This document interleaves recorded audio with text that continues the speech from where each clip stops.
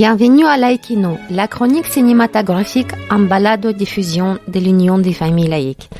Vous avez été nombreux à apprécier la première chronique d'Alain, notre chroniqueur, et vous avez indiqué que vous avez eu l'intention de regarder les films qu'il nous avait conseillés. Alain revient avec 3 nouvelles propositions de films, tous faits en France. Bonjour Alain. Eh bien bonjour, tout d'abord je suis très heureux de vous retrouver aujourd'hui. Je vais vous parler de 3 films d'animation. Oui, je connais la réticence de certains adultes pour s'aventurer dans de longs métrages de ce genre. Le film d'animation, c'est pour les enfants, non ? Et si je vous dis que c'est à voir en famille, vous allez me dire que c'est une litote ? Eh bien non. Vous verrez que quel que soit votre statut adulte, adolescent ou enfant, vous allez prendre un réel plaisir à vous laisser embarquer dans ces 3 histoires. Moi, je crois qu'un bon film pour enfants, c'est un film qui intéresse aussi les adultes. Et là, vous allez voir, cerise sur le gâteau, en plus, c'est 3 films français. Et oui, nous avons aussi des talents qui peuvent largement rivaliser avec les Pixar et autres Disney. Bon, allez, entrons dans le vif du sujet. Dans ces 3 œuvres, les héroïnes sont des jeunes filles. Et oui. Et c'est grâce aux épreuves qu'elles vont traverser que leur émancipation va pouvoir s'opérer. Calamity, une enfance de Martha Jane Canary.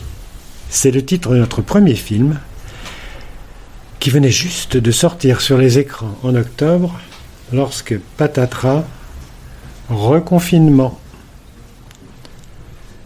On a tous entendu, lu quelques histoires sur la célèbre Calamity Jane. Ici, Rémi Chaillet, réalisateur français, nous raconte une part de son enfance.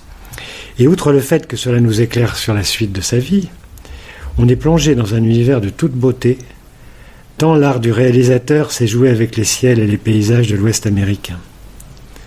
Le tout dans une histoire passionnante sur fond de ruée vers l'or. Calamity, donc, est le second film de Rémi Chaillet, ce qui m'a donné l'envie de voir son premier. Bien m'en a pris, je vous assure, que ça m'a permis de découvrir une véritable pépite qui s'appelle « Tout en haut du monde ». Ce film est sorti en 2015.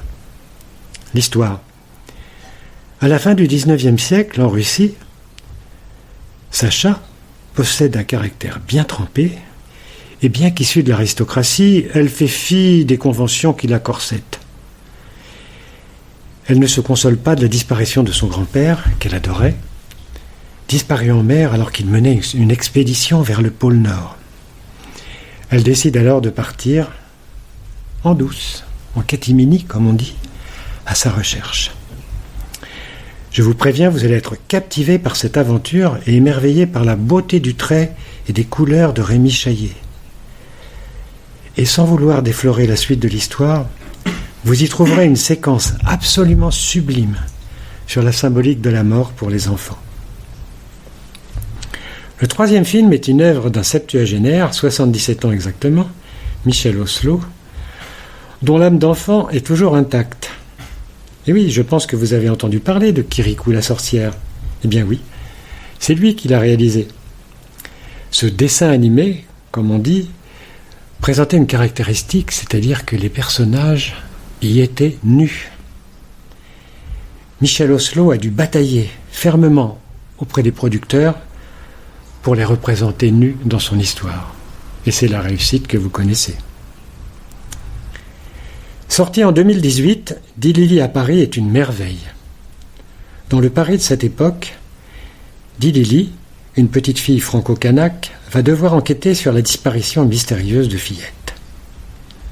Et là, Michel Oslo va vous régaler, car au cours de son enquête, Dilili va croiser rien de moins que Marie Curie, Emma Calvé, une cantatrice de l'Opéra de Paris, qui avait l'habitude de chanter sur le lac souterrain qui s'étend sous l'Opéra Garnier.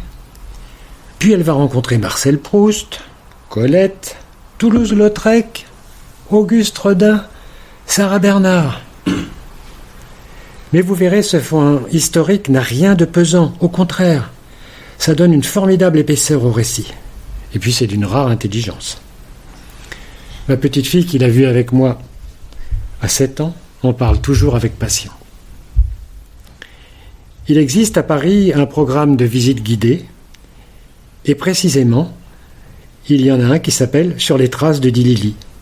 Et si vos enfants veulent prolonger la vision du film et participer à cette visite guidée, ils peuvent s'y inscrire car elle a lieu sur les endroits où se déroulaient les scènes du film. Merci de votre attention et à bientôt pour une prochaine chronique. Voilà des bonnes propositions à regarder en famille. En attendant de nous retrouver, n'oubliez pas notre émission des balades de diffusion sur laicitad.ufal.org, ainsi que notre site ufal.org.